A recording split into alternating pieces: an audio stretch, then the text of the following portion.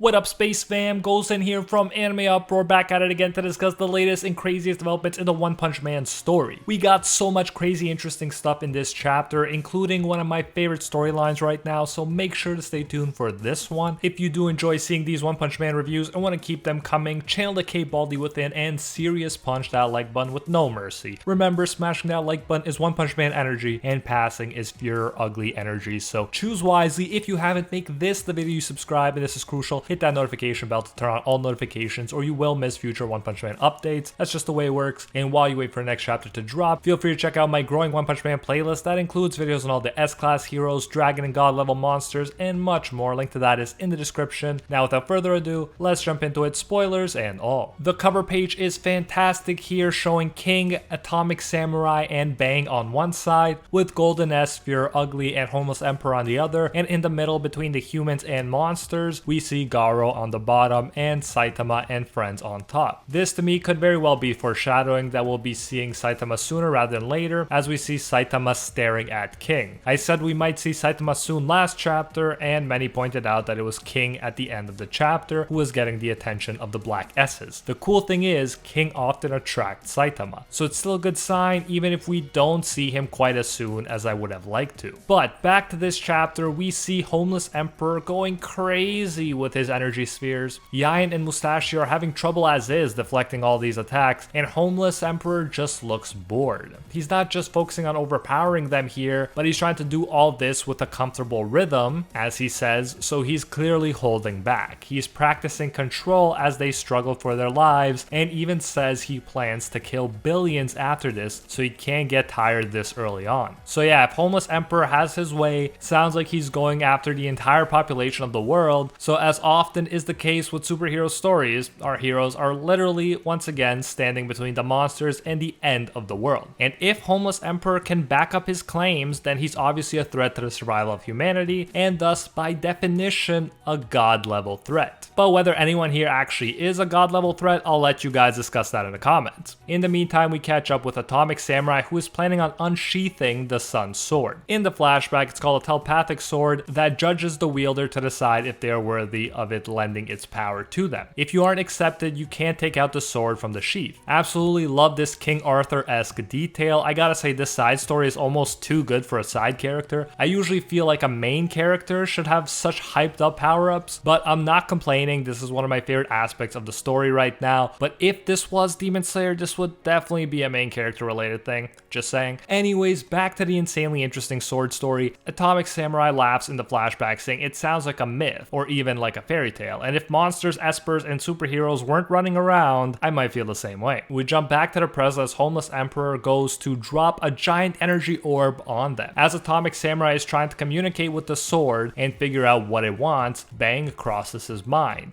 the master that he considers to be his rival. I really love this aspect too, and it's another example of how One Punch Man incorporates a long line of martial arts stories and histories into its own story. Atomic Samurai pictures what Bang's mentality would be if it was a stream of water, and the state of mind would be a reflective water surface, which of course suggests calm and control. Atomic Samurai reaches for that unparalleled level of concentration, and the Sun Blade responds. Like Arthur pulling the sword from the stone, except even more epic, it starts to emerge from the sheath. His speed seems to increase dramatically too, to the shock of the bystanders, as he moves quickly to cut up and destroy Homeless Emperor's massive energy sphere, which he does very successfully and very quickly. We get an image of him with the Sword of Light, and he looks reminiscent of Yorichi in Demon Slayer, and his eyes will definitely remind you of Garo here as well. Not sure if this is a straight up Demon Slayer reference or if they're just working with the same Japanese myths, but nonetheless, I'm loving it. Atomic Samurai's level of strength here is no doubt monstrous. The sword seems to be merging with his hand and bringing out his body's max potential. None of Homeless Emperor's attacks work against Atomic Samurai, and Homeless Emperor is only saved from being sliced up because the insanely powerful Golden S comes between them to take the attack. Now, Golden S has been hyped up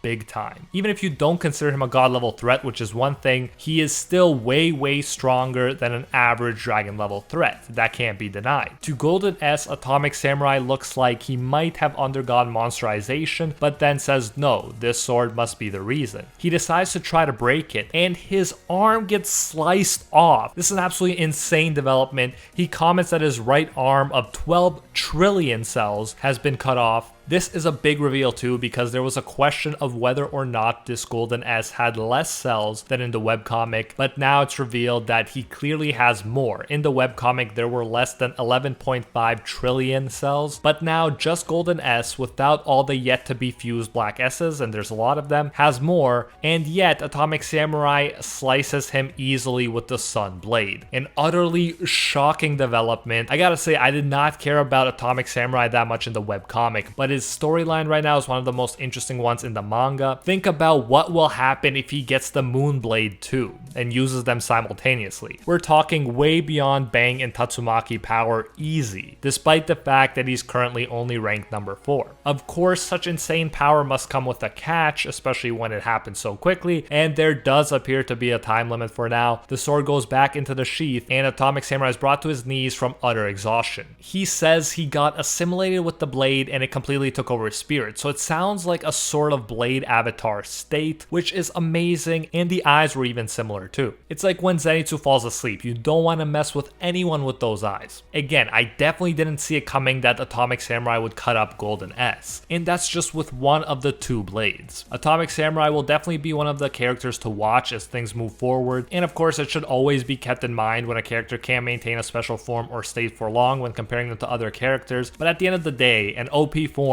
even if it lasts only 1 minute, is always more hype than if a dude is just okay strong for an extended period of time. That's just the way it works in Shonen, just look at Baryon mode. However, the limit is coming into play already here in the story as Homeless Emperor and Golden S realize that now is the time to strike him down. They can tell that Atomic Samurai is completely depleted, and he even says something I remember straight out of the webcomic. Golden S says that all the heroes who are still alive should form a line and wait for their turn to get killed. Love this antagonist's arrogance, I gotta say, especially after getting his arm cut off. But then the sound is heard, and they witness King looking down on them in epic fashion. It's such a morale boost, like Goku himself just made it to the scene. All the heroes, including Genos, think they are saved. The Black S's comment that this is troublesome as they heard he destroyed Elder Centipede with a single attack, which was of course Saitama. Metal Bat is here too, but since he sees King, he thinks that everything will be fine. He'll just stay back and let King do his thing, while he takes care of any Black S's that try to get in the way. A Black S actually calls him out, saying it's going to be satisfying to beat up the world's strongest human, and hilariously enough, Golden S, the strongest one, is the one to tell him to wait a minute. They shouldn't be hasty because the one in front of them is the Hero Association's strongest fighter. We see that Atomic Samurai just took his arm off, and so it makes sense that he'd be cautious around the guy who's supposed to be much stronger. Golden S goes on to say he is King, the greatest obstacle. They should be more cautious than with Tatsumaki at full power. Golden S tells them to do it together, meaning he might want all the remaining Black S's to fuse with him, making the ultimate Golden S or even Platinum S, who knows in the manga, and that should heal his missing arm too. In the meantime, King is hilariously panicking in his head as usual, as the enemies think he's laughing at them and looking down at them. King thinks if only Saitama was here, and then, as if an answer to his prayer, and as if pulling our collective chains too, King hears what he thinks is Saitama coming to the rescue. And then we're all disappointed together when we see Child Emperor and Puri Puri Prisoner there instead. Not gonna lie, it's a bit disappointing, but nonetheless hilarious, as they look in relief at him, thinking that with King here they can win this for sure. King is as nervous as ever, thinking give me a break, and that is the end of this chapter. The next chapter will no doubt contain hilarious moments of Golden S and the Black S's overestimating King's power, which I can't wait to see, and Saitama is no doubt gonna make an appearance eventually, so we have that to look forward to as well. After all, King can only bluff for so long, and it's usually Saitama who shows up to back up his big talk. An all-around great chapter, humor, action, and information-wise. I'm absolutely astonished at Atomic Samurai's powers, and as I keep saying, he's now one of the most interesting heroes to me. His arc is definitely going to be legendary if it pans out. He's already shown a power way greater than I expected him to, and I guess that's the great thing about One Punch Man. Like in the Justice League, there are plenty of heroes to choose from, and you can take an interest in a lot of them. Yet another reason to love the manga and not assume that it's just a copy of the webcomic. If I remember correctly, the Sun Sunblade and Moonblade weren't even mentioned, and Atomic Samurai definitely didn't do anything this shocking in the webcomic. But that is it for this one. As always, let me know your thoughts on this chapter and what you're most looking forward to seeing next. Who was your MVP this time around? I gotta go with Atomic Samurai or the Sunblade itself,